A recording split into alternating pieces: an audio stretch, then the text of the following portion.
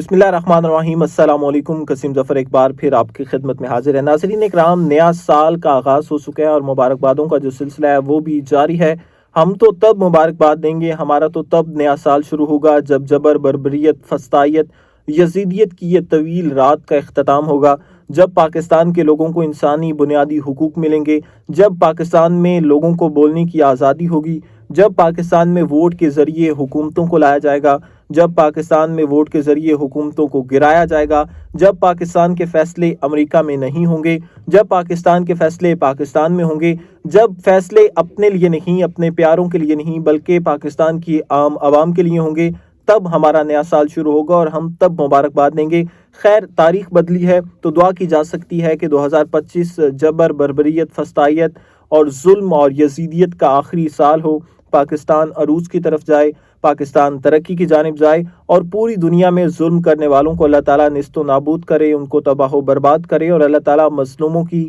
دعا سنے، مظلوموں کا جو سہارا ہے ہمیں بننے کی توفیق عطا فرمائے، اور دنیا بھر میں جہاں جہاں بھی ظالم ہیں ان ظالموں کا ہم انجام اپنی آنکھوں سے ہوتا ہوا دیکھے۔ اللہ تعالیٰ کشمیریوں کی نصرت کرے، ان کو ان کی مدد عطا فرمائے، کشمیریوں کی مدد کرے، فلسطینیوں کی مدد کرے، اور جہاں جہاں بھی دنیا میں مظلوم ہیں اللہ تعالیٰ ان کی مدد کرے۔ ناظرین کرام، نئے سال کے آغاز میں ہی جبر، فسطائیت، بربریت اور یزیدیت کی نئی مثال قائم کر دی گئی ہے، اور یہ جبر، ظلم، بربریت، فسطائیت اور یزیدیت کے ساتھ نئے سال کا آغاز انہوں نے کیا۔ وہ کیسے کیا ہے آج کی ویڈیو میں وہ میں آپ کو بتاؤں گا، اور ساتھ آپ کو یہ بتاؤں گا کہ علیمہ خانم کو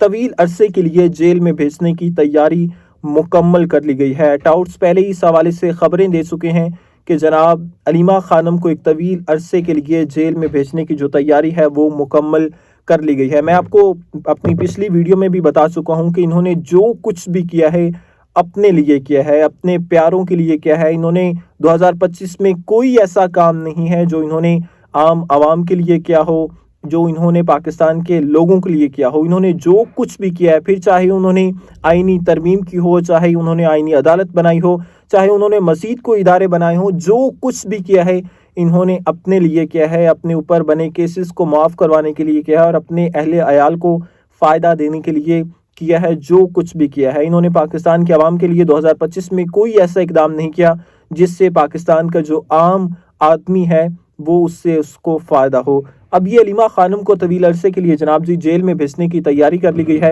وہ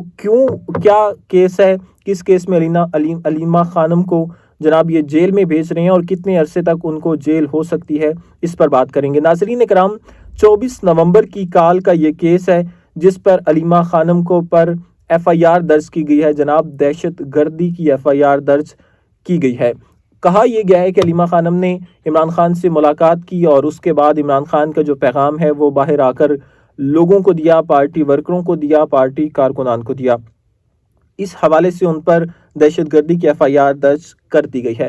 اس کے جواب میں علیمہ خانم نے کہا کہ جناب میرے سے پہلے تو وہاں پر میڈیا کے لوگ بھی موجود تھے، صحافی برادران بھی موجود تھے، اگر میں نے یہ دہشت گردی کیا تو میرے سے پہلے انہوں نے خبر باہر پہنچائی ہے تو ان پر بھی FIR دہشت گردی کی بنتی ہے اگر میں نے یہ دہشت گردی کی ہے۔ انہوں نے ساتھ پھر یہ بھی کہا کہ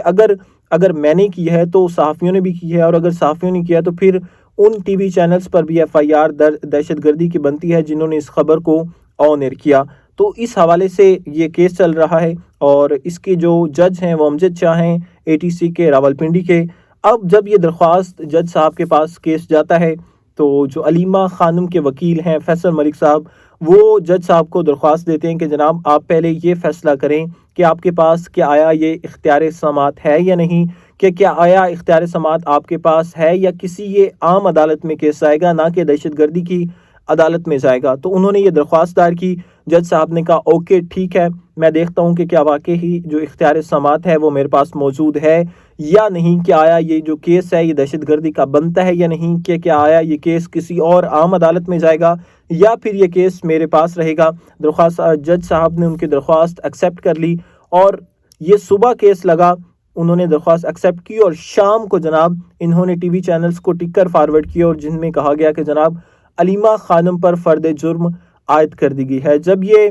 فیصل ملک صاحب نے کہا کہ جناب جب ہم نے یہ دیکھے تو میں جب اگلی سماعت ہوئی تو میں جج صاحب کے پاس گیا اور کہا کہ جناب آپ نے ہماری غیر موجودگی میں فیصلہ سنا دیا، اور پچھلی تاریخ میں تو آپ نے جو اختیار سماعت کی درخواست ہے وہ ایکسیپٹ کی تھی اور کہا تھا کہ ہم دیکھیں گے کہ کیا واقعی اختیار سماعت ہمارے پاس موجود ہے یا نہیں، تو یہ پھر اپنے فیصلہ ہماری غیر موجودگی میں کیسے سنا دیا؟ تو امجد شاہ کی جانب سے کہا گیا کہ جناب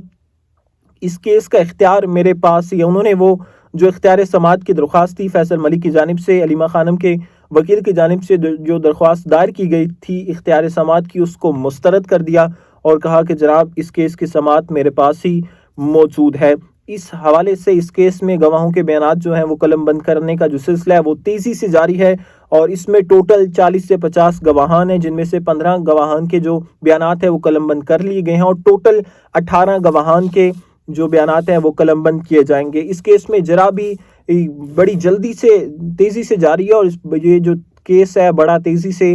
چلایا جا رہا ہے، اور اس کی کیس کی جو اگلی سماعت ہے وہ کل 2 جنوری 2026 کو سماعت کے لیے مقرر کی گئی ہے۔ اب آپ لوگ اندازہ لگا لیں کہ آپ پہلے جج صاحب درخواست ایکسیپٹ کرتے ہیں کہ جناب میں آیا دیکھتا ہوں کہ اختیار سماعت میرے پاس موجود ہے یا نہیں، اور پھر شام کو ٹی وی نیوز چینلز پر ٹک کر چلتے ہیں کہ جناب علیمہ خانم کو جو فرد جرم ہے وہ عائد کر لی گئی ہے۔ اب آپ لوگ اندازہ لگا لیں کہ یہ پاکستان میں سلسلہ چل رہا ہے۔ اسی کے ساتھ دیں مجھے اجازت، ملتے ہیں نیکسٹ ویلاگ میں، تب تک اللہ حافظ۔